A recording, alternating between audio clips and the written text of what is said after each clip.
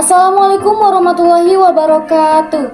Perkenalkan, saya Marsaila dari SMK Terpadu Al-Ittihad. Saya menduduki bangku kelas 10 jurusan pengembangan perangkat lunak dan game. Saya berasal dari Kabupaten Sukabumi. Tema yang saya ambil yaitu menanamkan sejak dini pendidikan anti korupsi. Saya akan menjelaskan 3 indikator, yaitu yang pertama, memahami pengertian korupsi dan dampak negatifnya bagi bangsa dan negara. Yang kedua, mengetahui nilai-nilai anti korupsi seperti kejujuran, integritas, dan akuntabilitas. Yang ketiga, menerapkan nilai-nilai anti korupsi dalam kehidupan sehari-hari. Yang keempat, berpartisipasi dalam kegiatan pencegahan korupsi di lingkungan sekolah dan masyarakat. Korupsi adalah tindakan penyalahgunaan kekuasaan atau posisi untuk mendapatkan keuntungan pribadi, baik secara finansial maupun non-finansial. Tindakan korupsi seringkali melibatkan suap, nepotisme, kolusi, atau penyalahgunaan dana publik. Korupsi merugikan masyarakat secara luas karena menghambat pembangunan, merusak kepercayaan publik terhadap pemerintah, dan merugikan keadilan sosial. Upaya pencegahan dan penindakan korupsi sangat penting untuk memastikan integritas dan transparansi dalam pemerintahan, serta mempromosikan keadilan dan kesejahteraan bagi seluruh masyarakat. Korupsi memiliki dampak negatif yang serius bagi bangsa dan negara. Antara lain, yang pertama, merosotnya kualitas pelayanan publik. Korupsi dapat mengakibatkan penyalahgunaan dana publik dan sumber daya negara, sehingga menyebabkan penurunan kualitas layanan publik seperti pendidikan, kesehatan, dan infrastruktur. Ketidaksetaraan dan kemiskinan. Korupsi cenderung memperburuk kesenjangan sosial dan ekonomi, karena dana yang seharusnya digunakan untuk program-program yang mendukung kesejahteraan masyarakat justru disalahgunakan oleh oknum yang korupsi. Kerusakan institusi. Korupsi merusak integritas dan kepercayaan masyarakat terhadap lembaga-lembaga pemerintah dan hukum. Hal ini dapat melemahkan tatanan demokrasi dan kestabilan negara. 4. Hambatan pembangunan. Praktik korupsi menghambat pertumbuhan ekonomi dan pembangunan yang berkelanjutan, karena sumber daya yang seharusnya digunakan untuk investasi dan pengembangan dialihkan untuk kepentingan pribadi. 5. Ketidakadilan dan ketidaksetaraan. Korupsi menciptakan ketidakadilan dalam akses terhadap layanan publik dan kesempatan ekonomi, sehingga memperkuat kesenjangan sosial dan merugikan golongan yang lebih rentan. 6. Kerugian keuangan negara. Korupsi menyebabkan kerugian besar bagi keuangan negara karena dana yang seharusnya dialokasikan untuk pembangunan dan kesejahteraan masyarakat disalahgunakan. 7. Kerusakan lingkungan. Korupsi juga dapat berdampak negatif pada lingkungan, misalnya dalam hal eksploitasi sumber daya alam yang tidak berkelanjutan dan merusak ekosistem. Selanjutnya, mengetahui nilai-nilai anti korupsi. Yang pertama, kejujuran, yang kedua, integrasi, yang ketiga, akuntabilitas. 1. Kejujuran. Kejujuran adalah nilai yang mendasari integritas dan moralitas seseorang dalam bertindak.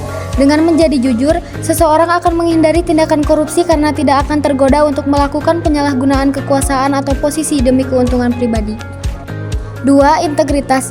Integritas mengacu pada keselarasan antara nilai-nilai yang diyakini seseorang dengan tindakan yang dilakukan. Seseorang yang memiliki integritas tinggi akan bertindak sesuai dengan prinsip-prinsip moral dan etika sehingga tidak akan terlibat dalam tindakan korupsi. 3.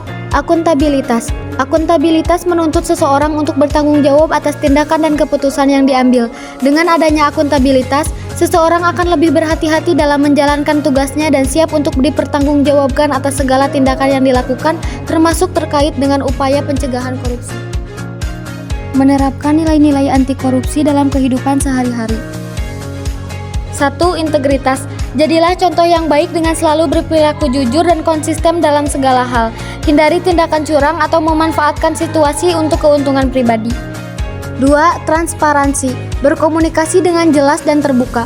Sampaikan informasi yang relevan dengan jujur dan tidak menyembunyikan hal-hal yang seharusnya diketahui oleh orang lain. 3. Bertanggung jawab. Ambil tanggung jawab atas tindakan dan keputusan yang diambil. Hindari menyalahkan orang lain atau mencari kambing hitam untuk kesalahan yang dilakukan. 4. Kepedulian.